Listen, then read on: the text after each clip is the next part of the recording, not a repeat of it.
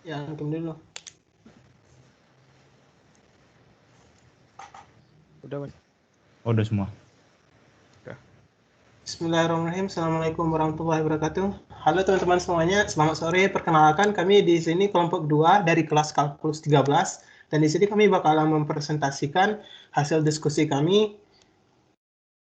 Dan di sini ada beberapa anggota, yakni kami berjumlah 6 anggota. Yang pertama, saya sendiri Muhammad Ridwan Fajri. Yang kedua, Catra Arya. Yang ketiga, Hide Aldebaran. Yang keempat, Muhammad Fadli Bayu. Yang kelima, Rafif Adli Zaki Arik. Yang keenam, Muhammad Fasya Ramadan. Nah, yang di sini kami bakal menjelaskan beberapa poin dan poinnya bisa teman-teman lihat. Yang pertama itu tuh ada poin nomor 1 yang bertulisan pakai pena warna merah gitu, dan yang kedua ini ada tentang error convergence, yang ketiga tentang sifat-sifat barisan, yang keempat ada tentang teorema Apit, yang kelima tentang teorema absolut, dan yang keenam tentang teorema barisan monotonik. Dan yang ketujuh di sini kami bakalan menjelaskan tentang deret aritmatik, yang kedelapan di sini kami bakalan menjelaskan deret geometrik, yang ke-9 dan yang ke-10 kami bakalan menjelaskan tentang teorema divergen, yang ke-11 kami bakalan menjelaskan tentang linearitas deret konvergen, yang ke-12 kami bakalan menjelaskan tentang teorema C. Oke. Yang di sini urutan untuk soal nomor 1 sampai 4 bakalan dibawakan oleh teman saya Fasya, dan kepada dia dipersilahkan. Yang pertama ini tentang soal nomor 1, yaitu tentukan apakah barisan ini konvergen apa divergen dari soal AN sama dengan 3N kuadrat ditambah 2 dibagi 2N min 1. Nah, langkah awalnya ini kita harus menentukan suku 5 suku pertama untuk mengetahui apakah data ini valid atau enggak. Nah, yang pertama itu dari A1 sama dengan N sama dengan 1 dari 3 dikali 1 kuadrat ditambah 2 dibagi dengan 2 dikali 1 dikurang 1. Nah, ini hasilnya jadi 5/1. Kemudian dengan N-nya sama dengan 2 itu sama dengan 3 dikali 2 kuadrat ditambah 2 dibagi dengan 2 dikali 2 dikurang 1. Itu hasilnya 14/3. Yang ketiga itu A3 sama dengan 3 dikali 3 kuadrat ditambah 2 dibagi dengan 2 kali 3 dikurang 1, hasilnya 29/5. Lalu dengan A4 sama dengan 3 dikali 4 kuadrat ditambah 2 dibagi 2 dikali 4 dikurang 1, hasilnya itu 50/7. Nah, yang terakhir itu suku kelima A5 sama dengan 3 dikali 5 kuadrat ditambah 2 dibagi dengan 2 kali 5 dibagi dikurang 1 sama dengan 77/9.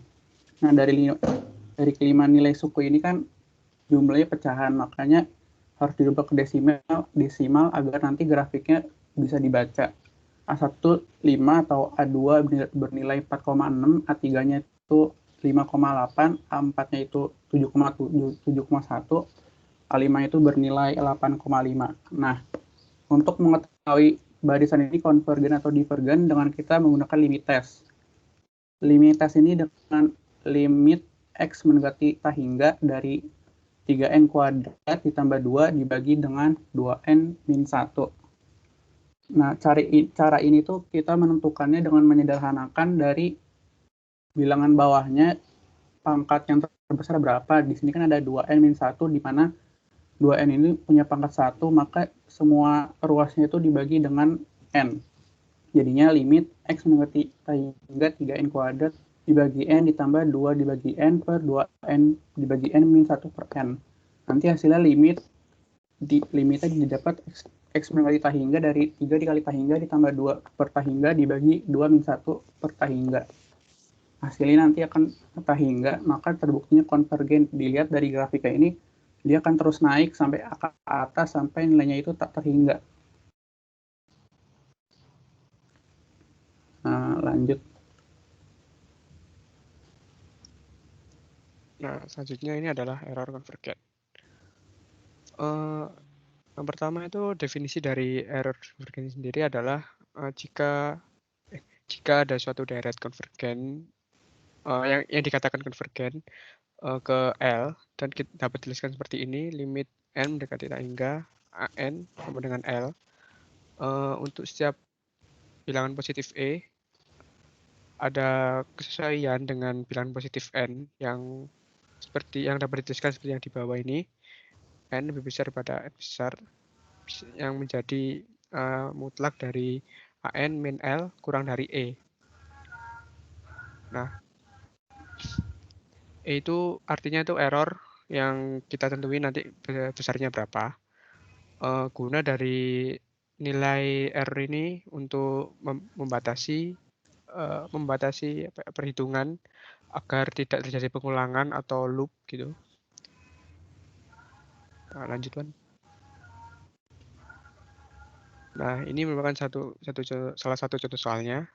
Kita ambil sebuah deret yang punya rumus AN sama dengan 2N plus 50 per N plus 2 min 1. Nah, kita cari dulu hasil-hasilnya menggunakan tabel ini, N sama AN-nya berapa.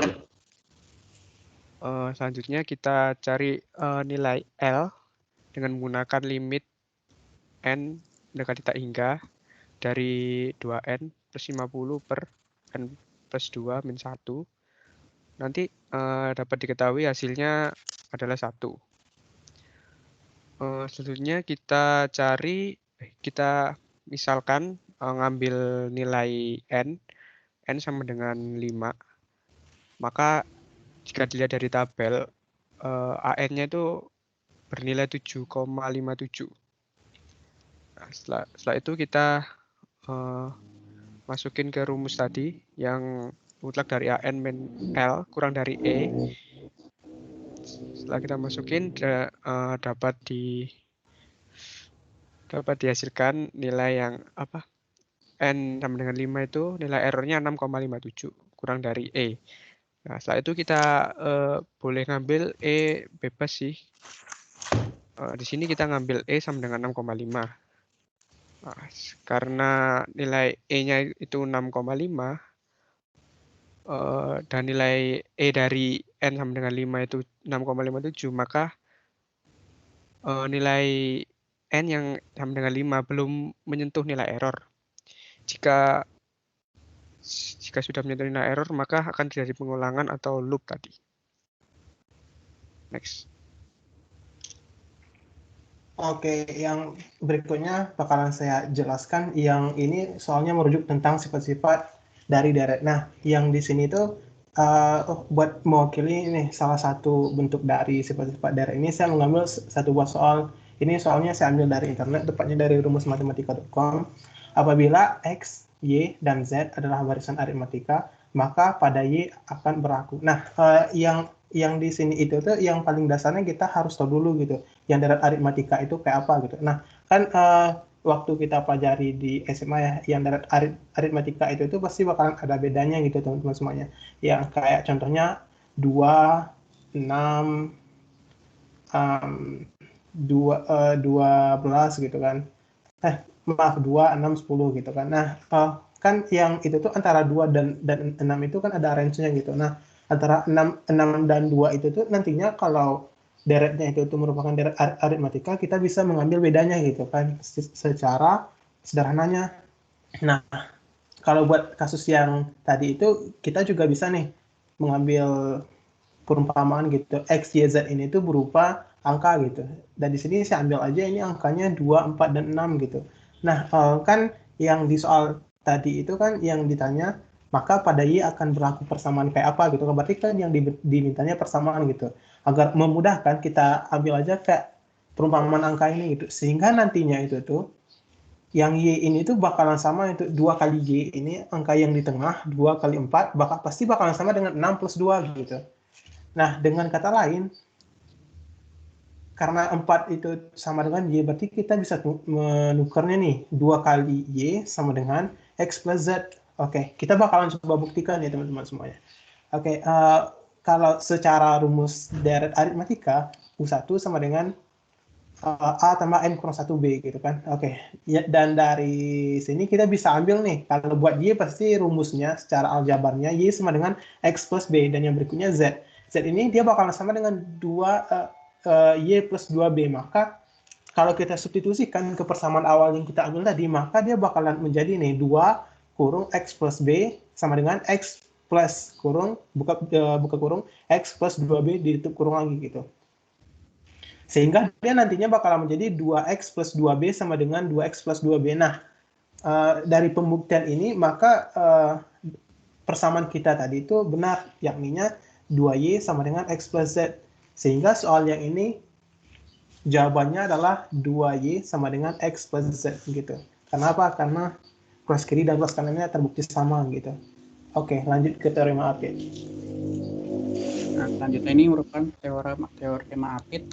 Soalnya adalah buktikan bahwa limit X mendekati tahingga dari E pangkat min N sin N sama dengan 0.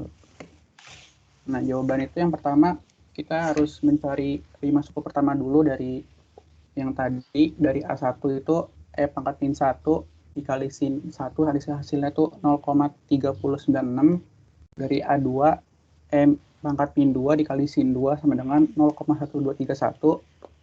A3 itu E pangkat min 3 dikali sin 3 sama dengan 0,0070. A4 dengan N pangkat min 4 dikali sin 4 sama dengan min 0,0139. Lalu H5 itu E pangkat min 5 dikali sin 5 sama dengan min 0,0065. Nah, selanjutnya ini karena untuk X sama dengan 0 berlaku karena kita mencoba itu dari angka lebih dari sama dengan 1. Maka min 1 sin N diantara sama dengan lebih kecil sama dengan min 1 dan lebih besar sama dengan 1. Maka berlaku juga untuk min E pangkat min N sin E diantara E minus E pangkat min N sama diantara E pangkat min N.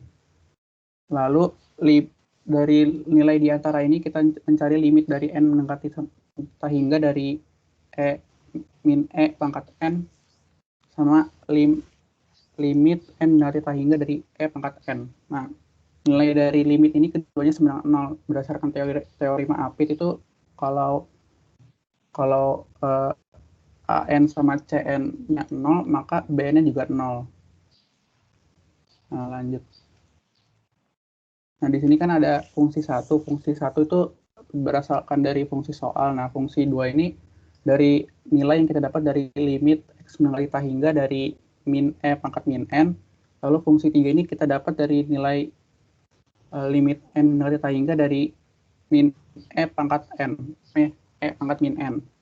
Nah, di sini kan kalau fungsi 1 itu diibaratkan dengan BN, fungsi 2 itu diibaratkan dengan AN, dan fungsi 3 itu diibaratkan dengan CN. Nah, dari grafik ini kan kita dapat AN dan CN-nya itu sama-sama mendekati 0, maka dari BN ini juga mengikuti berhimpitan dengan kedua grafik dari AN dan CN ini.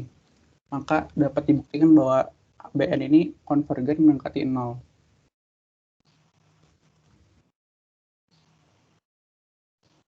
Oke, berikutnya teorema mutlak. Oke, terima kasih. Di sini saya akan menjelaskan tentang teorema nilai mutlak sebuah barisan. Nah, jadi sebenarnya teorema nilai mutlak ini simple. Dia bunyinya jika limit n mendekati hingga dari nilai mutlak a sub n sama dengan 0, maka nilai limit n mendekati hingga dari a sub n sama dengan 0. Nah, teorema ini bisa digunakan jika dan hanya jika kalau nilai limit n mendekati hingga dari mutlak a sub n ini sama dengan 0. Dan teorema ini juga kita bisa gunakan untuk mencari konvergen dari suatu barisan. Next. Nah, ini ada soalnya yang saya dapatkan dari internet. Jadi soalnya itu adalah tunjukkan bahwa baris di bawah ini konvergen menggunakan teorema nilai absolut. Nah, di sini soalnya adalah C sub n sama dengan min 1 pangkat n dikali dengan 1 per n faktorial. Nah, mengingat dari teorema nilai mutlak tadi, kita masukkan C sub n-nya, jadi limit n mendekati tak hingga dari nilai mutlak dari C sub n. Kita masukkan, jadi min 1 pangkat n dikali dengan 1 per n faktorial. Nah, setelah itu bisa kita sederhanakan menjadi limit n mendekati tak hingga dari mutlak 1 per n faktorial sama dengan 0. Nah, kita sudah mendapatkan, karena 1 per tak hingga sama dengan 0, kita sudah mendapatkan bahwa nilai limit n mendekati tak hingga dari menuju tak hingga dari nilai mutlak Cn itu tadi adalah 0. Nah, karena berdasarkan teorema nilai mutlak yang sudah ada, maka dapat disimpulkan bahwa limit n mendekati tak hingga dari Cn, C sub n itu sama dengan 0 juga. Dan kita tahu bahwa kalau ada limit n mendekati tak hingga dari A sub n sama dengan L, maka barisan A sub n tersebut akan konvergen mendekati angka L. Nah, jadi dapat kita simpulkan bahwa soal untuk mencari Cn ini menggunakan teorema nilai mutlak, kita dapat menyimpulkan bahwa barisan Cn ini, C sub n ini, barisannya konvergen menuju 0. Next.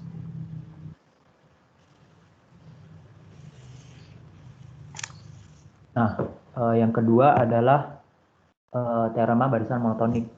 Teorema ini berbunyi sebagai berikut. Jika U suatu batas atas untuk suatu barisan tak menurun A sub n, maka barisan ini konvergen ke suatu limit A yang lebih kecil daripada atau sama dengan U. Begitu pula, jika L suatu batas bawah untuk suatu barisan yang tak menaik B sub n, maka barisan B sub n tersebut konvergen ke suatu limit B yang lebih besar daripada atau sama dengan L. Lanjut. Nah, berikut ada contoh soal dari buku Purcell tentang teorema barisan yang berhubungan dengan teorema barisan monotonik. Nah, jadi soalnya berbunyi gunakan teorema barisan monotonik untuk membuktikan bahwa barisan di bawah ini konvergen. Nah, ini soalnya adalah A sub n sama dengan 1 ditambah 1 per 2 faktorial, ditambah 1 per 3 faktorial, ditambah 1 per 4 faktorial, dan seterusnya sampai dengan ditambah 1 per n faktorial. Nah, cara mencari apakah barisan ini konvergen atau tidak, jadi syaratnya dia harus bounded atau terbatas dan juga monoton. Bagaimana kita cara mengetahuinya? Pertama, kita cari dulu hasil dari beberapa deret pertama. Yang pertama itu ada A1, kita masukkan saja 1, karena 1 per 1 faktorial 1, A2-nya sama dengan 1 plus 1 per 2 faktorial, atau 1 per 2, jadi 3 per 2, kita bentuk menjadi angka desimal menjadi 1,5. A3-nya 3 per 2, atau A2 ditambah dengan 1 per n faktorial, yaitu 3 faktorial. Jadi hasilnya 10 per 6 atau sama dengan 1,6. Suku keempat ada A4, yaitu sama dengan 10 per 6 plus 1 per 4 faktorial, atau sama dengan 41 per 24, yang didesimalkan menjadi 1,7, sekitar 1,7. Nah, mungkin kalau kita lihat dari sini, baris tersebut terlihatnya monoton naik, karena dari A1 sampai A4 kita bisa melihat nilai yang didapatkan itu semakin besar. Nah, tetapi jika kita mengambil suatu deret yang lebih besar dari AN tersebut atau AN plus 1, bisa kita buktikan bahwa nilai AN ini akan selalu di bawah atau kurang dari 2, tidak akan menyentuh 2. Nah, contohnya ini itu ada persamaan AN yang di soal itu akan selalu lebih kecil dari persamaan setengah pangkat K. Nah, K-nya ini adalah N plus 1. Dan persamaan yang kanan ini hasilnya adalah 2.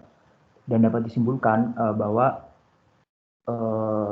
baris AN ini adalah deret yang monoton naik karena AN nilainya akan selalu lebih kecil daripada AN plus 1 dan konvergen menuju limit L kurang dari 2 karena tadi menurut syaratnya yaitu baris ini harus monoton atau bounded dan ternyata baris AN ini bounded di 1 sampai 2. Mungkin sekian, bisa dilanjut.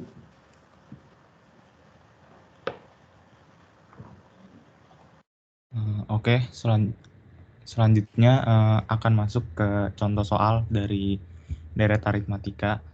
Nah, untuk nomor 1 sendiri, dari soal mempunyai keterangan bahwa hitunglah jumlah deret aritmatika dari 4 sampai 126.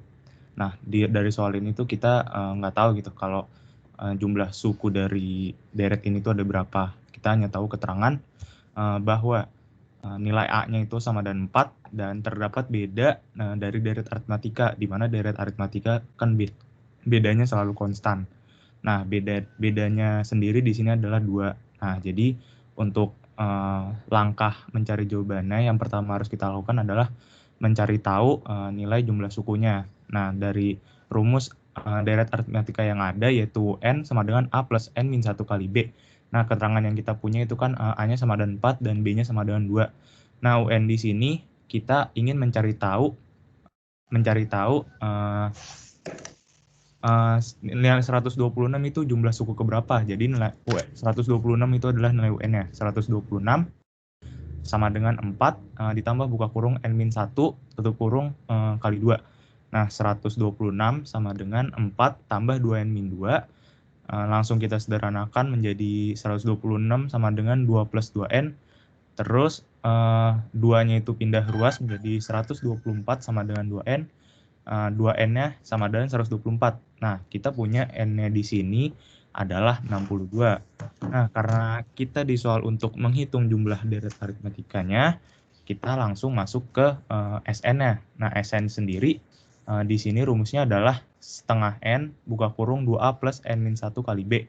Nah, karena kita ingin mencari jumlah deret dari ke 62 suku, nah S-nya jadi kita cari S ke 62. Langsung aja kita masukin setengah kali 62 buka kurung 2 kali 4 karena 4 itu A-nya tambah buka kurung 62 min 1 kali B-nya 2. Nah, kita mendapatkan S62 sama dengan 31 buka kurung 8 tambah 61 kali 2. Terus lanjut ke S62 sama dengan 31 buka kurung 8 plus 122. Lanjut lagi ke S62 sama dengan 31 dikali 130. Nah, kita mendapatkan jumlah ke 62 suku itu adalah 4030. Mungkin bisa dilanjut. Oke, karena selanjutnya akan ngomongin grafik, yang pertama saya lakukan adalah meng-cross-check jawaban saya di Microsoft Excel, di mana saya menuliskan jumlah suku yang ada sebanyak 62 suku, dan juga nilai-nilai UN-nya serta nilai-nilai SN-nya. Nah, setelah saya mendapatkan nilai SN-nya dari Microsoft Excel dan sudah saya validasi bahwa nilai SN S ke 62 itu sama beneran 4030. Nah, langkah yang saya lanjut adalah dengan membuat grafiknya. Nah, dapat didapatkan grafik seperti berikut. Ada grafik UN versus N dan SN versus N. Mungkin lanjut. Oke, untuk soal kedua, ada soal hitunglah jumlah deret geometri berikut. Nah, dari deret geometrinya ini ada 2 sampai 1024. Untuk soalnya sama, kita mencari yang pertama kita lakukan adalah mencari jumlah sukunya. Nah, untuk rumusnya sendiri berbeda dengan rumus deret aritmatika. Untuk rumus geometri, deret geometri, rumus UN-nya adalah A kali R pangkat N-1. Dengan keterangan didapatkan dari soal A-nya sama dengan 2 dan B-nya sama dengan dan rasionya sama dengan 2. Oke, ini ada kesalahan karena yang benar adalah rasionya sama dengan 2. Oke, untuk UN-nya itu 1024 langsung kita masukin aja 2 kali 2 pangkat n min 1. N 2-nya dari mana? Dari rasionya sama dengan 2. Langsung 2-nya ini pindah ruas menjadi 1024/2 sama dengan 2 pangkat n min 1. 512 sama dengan 2 pangkat n min 1. Karena di sini sama dengannya bilangan berpangkat, 512 saya ubah juga ke bilangan berpangkat, di mana 512 sendiri itu merupakan 2 pangkat 9. Langsung saja 2 pangkat 9 sama dengan 2 pangkat n min 1.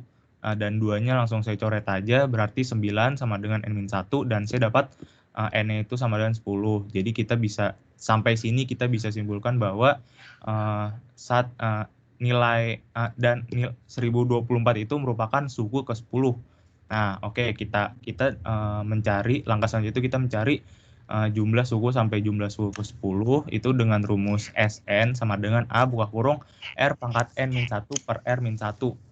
Langsung aja kita masukin ke S10 sama dengan 2 buka kurung 2 pangkat 10 min 1 per 2 min 1. Kita nanti mendapatkan nilai S10-nya itu senilai 2046. Oke, lanjut slide berikutnya. Oke, untuk mengolah datanya dan mencari grafiknya, langkah-langkahnya sama seperti yang dari aritmatika. Yang pertama saya lakukan adalah dengan memvalidasi jawaban SN saya bernilai 2046.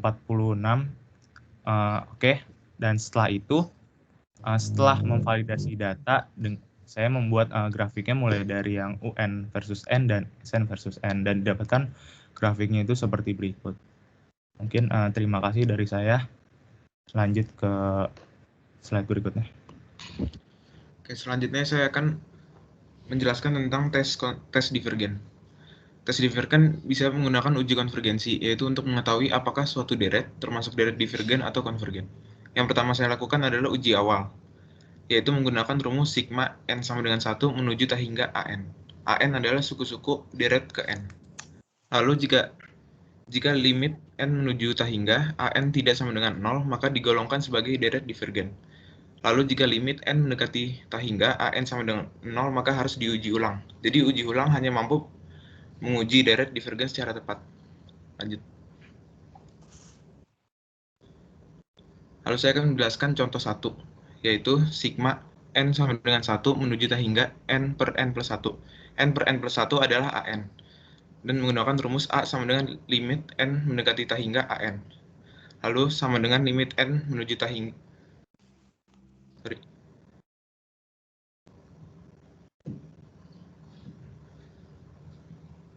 Ulang ya. Jadi contoh 1 adalah sigma n sama dengan 1 menuju tah hingga n per n plus 1. N per n plus 1 adalah an. Lalu A sama dengan limit n menuju tah hingga an. Sama dengan limit n menuju tah hingga n per n plus 1. Lalu dilihat dari pangkat tertinggi pada pembilang dan penyebut. Lalu sama dengan limit n menuju tah hingga n per n plus 1 dikali seper n per seper n. Seper n itu dilihat dari pangkat tertinggi antara penyebut dan pembilang. Lalu sama dengan limit n menuju tah hingga 1 per 1 plus seper n. Lalu sama dengan 1 per 1 plus 1 plus seper tah hingga. Dari limit n menuju tah hingga dimasukkan. Lalu sama dengan 1 per 1 plus 0, sehingga menjadi 1 per 1 atau sama dengan 1. Nah, di situ terbukti bahwa A sama dengan 1, sehingga terbukti dia deret divergen. Lanjut. Lalu contoh kedua. Contoh kedua ada sigma n sama dengan 1 menuju tah hingga min 1 pangkat n dikali n kuadrat per n plus 1 kuadrat. N kuadrat per n plus 1 kuadrat adalah an. Lalu dari min 1 pangkat n kita bisa membuktikan bahwa jika dimasukkan maka min 1 pangkat 1 min 1 lalu n sama dengan 2 min 1 kuadrat sama dengan 1. Lalu A sama dengan limit n menuju tah hingga an, itu rumusnya. Lalu sama dengan limit n menuju tah hingga n kuadrat per n plus 1 kuadrat.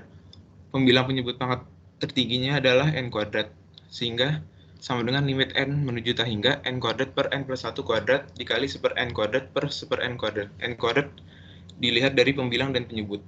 Lalu sama dengan limit n menuju tah hingga seper n plus n per n plus seper n kuadrat yang ditemui dari n plus 1 kuadrat dikali seper n kuadrat, sehingga n plus 1 per n kuadrat. Lalu setelah itu dimasukkan tahingganya. Jadi sama dengan 1 per 1 plus 1 tahingga kuadrat. Sama dengan 1 per 1 plus 0 kuadrat, sehingga ditemui 1 per 1 sama dengan 1. A tidak sama dengan 0, sehingga itu terbukti deret divergen. Sekian dari saya, lanjut. Oke, yang berikutnya ini saya mengambil soal nih dari buku Purcell halaman 478. Ini di problem set 9,5 dan 9.5. Nanti teman-teman juga bisa ngeliat nih di buku Purcellnya. Itu juga ada tersedia kok di internet. Nah, yang di sini ya, kan ini kan kita nih bisa lihat bersama-sama nih soalnya ini. Nah, buat kita tuh agar kita tuh bisa menyelesaikan nih soal ini tuh yang pertama nih, kita harus pahami dulu gitu apa sih makna dari notasi sigma itu dulu gitu kan. Kadang kan masih banyak gitu kita yang belum paham gitu. Nah, kalau dari notasi sigmanya itu kan sebagaimana yang kita lihat ya, ini ada di bagian atas itu lambang tahingga, di bagian bawah itu ada n sama dengan 1, dan di bagian kanan kita itu ada persamaannya gitu. Nah, yang di masing-masing notasi ini tuh dia ada maknanya. Yang paling atas itu ya, yang n itu dia tuh melambangkan batas atas penjumlahan gitu. Nah, berarti kalau misalnya batas atasnya tahingga, berarti penjumlahannya itu tuh termasuk tahingga gitu nantinya gitu. Yang berikutnya sih yang n sama dengan 1 itu maksudnya itu ke indeks penjumlahan sebenarnya gitu. Yang di sini itu maksudnya itu indeks penjumlahan tuh bakalan berapa kali sih kita melakukan kalkulasi gitu.